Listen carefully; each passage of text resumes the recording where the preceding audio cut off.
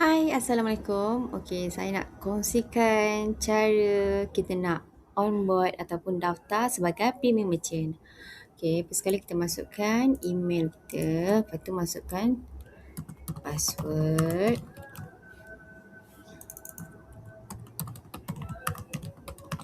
Lepas tu kita sahkan password sekali lagi.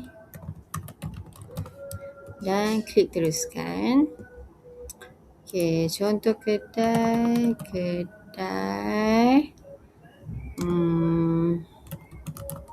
produk tradisi. Nombor telefon.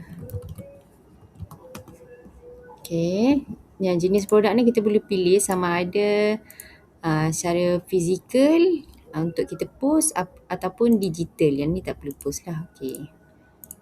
Dan klik teruskan. Lepas tu kita boleh masukkan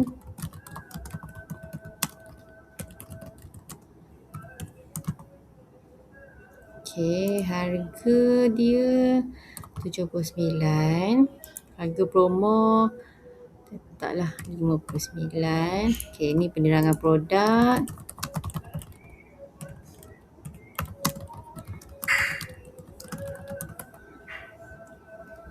Okey, dan kita buat letaklah gambar produk. Kalau kita ada buat kita ada cas penghantaran. Okey, yang ni untuk Semenanjung.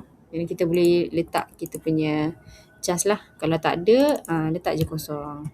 Kosong macam ni. Okey. Lepas tu kita klik teruskan.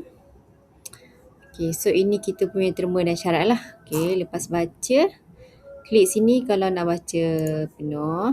Okey. Okey, lepas tu bila dah baca, kita patah balik. Kita tik dekat sini dan hantar pendaftar. Okey.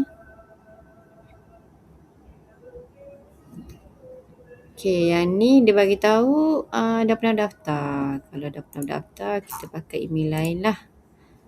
Email apa ya? Okey, teruskan.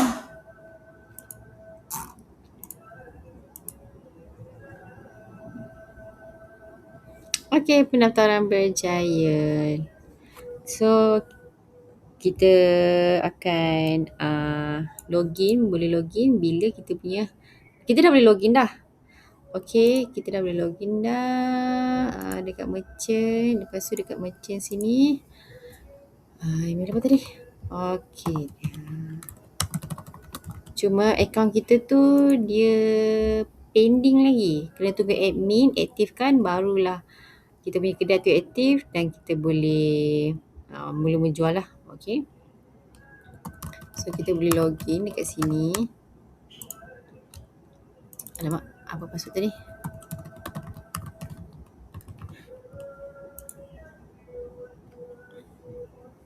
Okay, so yang ni nama kedai kita. Okay, status dia masih pending. So dekat sini lah kita boleh tengok kita punya jualan dan kalau ni maksudnya tiada produk aktif. Okay, so kita pergi tengok dekat produk. So ni produk tadilah. Okay, masih tak aktif lagi lah. Okay, itu saja. Terima kasih.